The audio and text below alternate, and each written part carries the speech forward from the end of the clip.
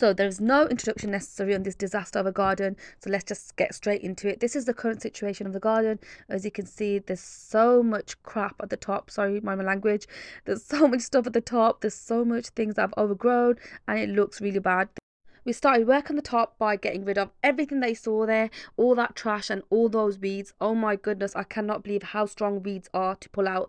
But yeah, we managed to pull them out and dig them out. And then we've left with this blank canvas and my lovely kids are helping me here, which we might be taking up to like 6 months at this rate by using that tiny little shovel. But once we've got a blank slate, now we can start lowering down the soil levels. So this is a better view of how it's looking, and part of the wall has crumbled down and fell over because the foundation had moved, so we've got to get the wall rebuilt as well. So the next job is to get the wall built before I take any more soil down. And we found a lovely, amazing bricklayer. He got started right away, and as you can see, we went for a double skin bricklayer, and this is the process that he was doing. I've just taken photos, really. I was too embarrassed to record. But yeah, so he did it all in 2 days and he did an amazing job. Guys, so we're gonna start on this top section today and hoping to finish in the next few days. This is how it's currently looking. It's quite a bit we need to get down. So right now it's like one brick lower, so we have to get it quite a bit down. So let's see how we get on. So this is the progress, guys. After 3 days of taking soil down, it doesn't look like we've done anything, but trust me, when you see this, you'll realize how much.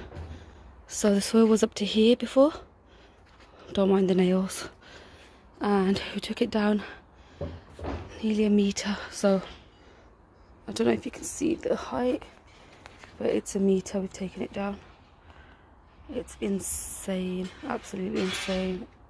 It's a meter all the way around, and even then it's not level, that's a bit lower still. So I'm thinking we've got to take it down another 30 centimeters or so, and then we should be done. This is how it's looking after day 3. I am exhausted. Yeah, so we dropped it down a meter, and yeah, it's done. So we've got to get the whacker tomorrow and then get it all level for the membrane to go down. Yep, so excited. Sun is out, everyone, and it's snowing. There you go. There's snow everywhere, and it's sunny. Oh my goodness. So here's my husband helping me. So we've put the sand down and we've got the whacker, as you can see in the background, and we're leveling it all out, and this is the grass being laid. So a tip, guys, on laying your grass that I've learned from someone else is that when you lay the grass, the way you want to see the garden, that's the way you should point the little strands. So for example, we don't want to see this view, so when you look through here it looks quite flat and weird. And then if I take you to the houseway and have a look this way, you can see how luscious and green it looks.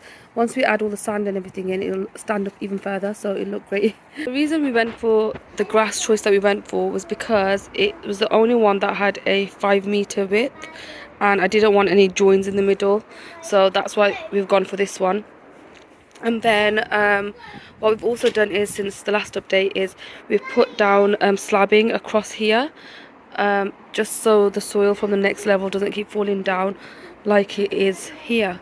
And the reason why we haven't done it here is because we're going to be doing fence paneling and getting all these gates fences redone, so we won't need it. The reason why we've got a little chunk here is because there's a massive drainage pipe for the main, like for all the houses, and we tried smashing it to pieces because it was out of use, but we tried smashing it and we couldn't do anything, and we couldn't get it out, so we've had to do this. So what I'm going to do is make it a feature, like add some bears, like put some stone underneath to make it look fancy. This is the top layer, so sorry about all that. So we moved the tree that was here, and we've got this shed up here, and this is how it looks from the top level. So you take one step down, which is fine because I'm going to get this bit all slabbed up again as well, and then it'll be like a nice little touch for the kids to come up here and play. So I've put some grass in here that we had spare left over, and and put all our garden furniture in, so it looks quite pretty. And I'm going to add some lights in here for the kids, but that's another project in itself. So this is how the garden is currently looking. It's looking fab already, but there's so much I need to do, and I'm going to show you some inspiration on what kind of things we're looking to do in this garden and achieve. So these are some of the things I have in mind for the garden. I was thinking about light coloured panelling, but I'm not sure it will do well in this country. And then this was another option where you could do half wall, half panelling. And then this was a third option where you could do it all panelling. I'm really torn about what I want to do, so please let me know what you think is best. This is another one where it's half and half, or it has some white elements in there. And then I wanted to think about lighting options because I wanted to add that special touch in the evening as well, so we can use the garden day and night. And then I was finally thinking about what kind of foliage I wanted to add into the garden. I wanted it quite minimalistic, so I'm not sure if I want to go down this route.